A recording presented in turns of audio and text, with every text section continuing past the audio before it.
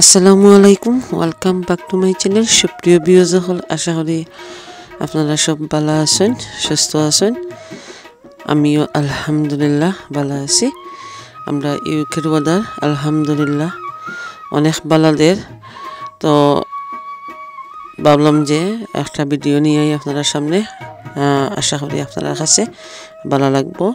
আজকে আমি আপনার লগে শেয়ার করবো রইদ গাছ রাখলে কিতা হয়। ওখানে আপনার লগে একটু শেয়ার করবো। আশা করি আপনারা আমার পুরা ভিডিওটা দেখবা।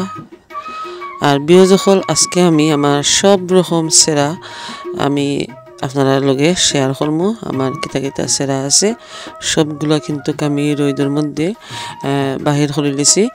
মানে রোদ লাগানি কিন্তু খুবই দরকার গাছের মধ্যে। বিশেষ করে লাউ গাছ, উড়ি গাছ আমরা যেটা বাহিরে রোপণ করতাম কয়েকদিন পরে, তো এইগুলো আসলে একটু একটু রোদ খাওয়াইলে গাছের লাগি খুবই ভালো। সবে ওইটা করেন, মোটামুটি সবে ওইটা জানেন। যারা জানেন না, আশা করি আপনারা আমার ভিডিও দেখলে বুঝতে পারবা। কিছু গাছ আমি বাখরি লিছি, বেগুনের সেরা এগুলো বাখরি লিছি। আর এগুলো হইলগিয়া আমার বাংলা লাউর সেরা। লাস্ট আপনার লগে শেয়ার করছিলাম, খুব ফুকায় আক্রমণ করছিল। তো আলহামদুলিল্লাহ এই গাছগুলো গাছগুলোতে আমার ফুকায় আক্রমণ করছিল। তো এখন আলহামদুলিল্লাহ ভালো হয়ে গেছে, ফুক সারি গেছে। আর মাশাআল্লাহ গাছগুলো অনেক বড় হয়ে গেছে। মাত্র কয়েক দিনের ভিতরে আমার গাছগুলো অনেক বড় হয়েছে।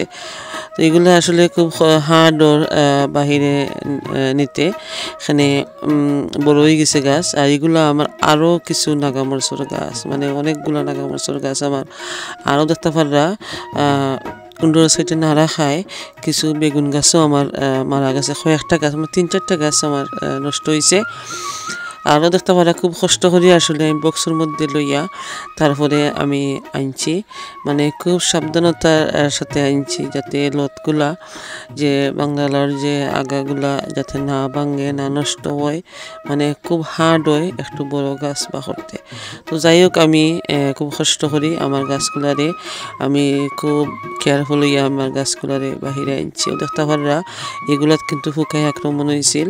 তো আলহামদুলিল্লাহ আমি যে স্প্রেটা মারছি, আমি দ্বিতীয়বার আর মারা লাগছে না, আলহামদুলিল্লাহ ফুকা দমন হয়ে গেছে।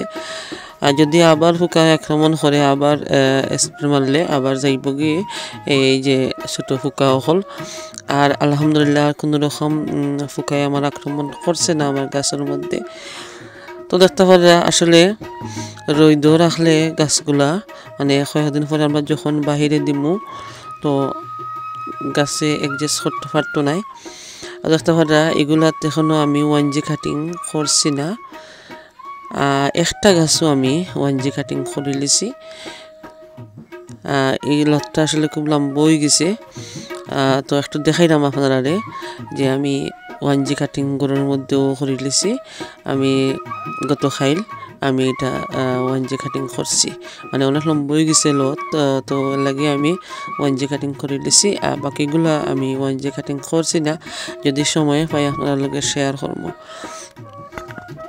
আর কইতাম চাইলাম যে একটু একটু করে রোদ লাগাইলে গাছের মধ্যে, পরে যখন আমরা বাহিরে দিলাইমু গাছে একজেস্ট করতে পারবো। না হয় কিন্তু একবারে যদি আমরা বাহিরে রাখার পরে রোদে আর ঠান্ডায় গাছগুলা অনেকগুলা পাতা কিন্তু নষ্ট হয়ে যায়, মানে লাল হয়ে মরাল্লাখানি হয়ে যায় পাতা।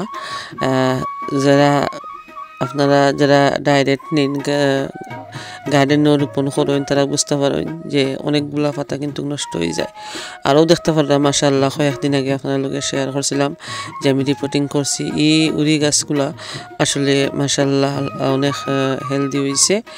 আর বড় গাছগুলা একটু লত হয়ে গেছিলাম, লত এগুলো আমি বাকরছি না। আর রোদ খাবাইতাম পারছি না অন্য এক সময়ে টাই কর্ম খাবাইতাম রোদ খাবাইতাম আর এগুলা দেখতে পারলে আমার বেগুন গাছ মাশাআল্লাহ আলহামদুলিল্লাহ আল্লাহুম্মা বারিক আমার গাছগুলা অনেক বড় হইছে রেনাগা মরচর গাছ ও দেখতে পারলা এই বেগুন গাছটা অনেক বড় হইছে কয়েকদিন আগে আপনার লগে আমি শেয়ার করছিলাম একটা ভিডিওর মধ্যে যে আমি ফুড দিছিলাম আর আপনার লগে শেয়ার করছিলাম এগুলো কিন্তু এখন দ্বিগুণ বড় হইছে প্রিয় ভিউয়ার্স হল আপনারা সেরা বা যে কোনো ধরনের গাছ বাহিরে রোপণ করার আগে আপনারা রোদ লাগাইবা তো আশা রাখি আজকের ভিডিও আপনাদের কাছে ভালো লাগলে অবশ্যই লাইক কমেন্ট শেয়ার করতে ভুলবা না আর নতুন যারা আমার চ্যানেলটা সাবস্ক্রাইব করে আমার লগে থাকবা আর এখন আমি আপনাদের কাছ থেকে বিদায় নিলাম আল্লাহ হাফেজ।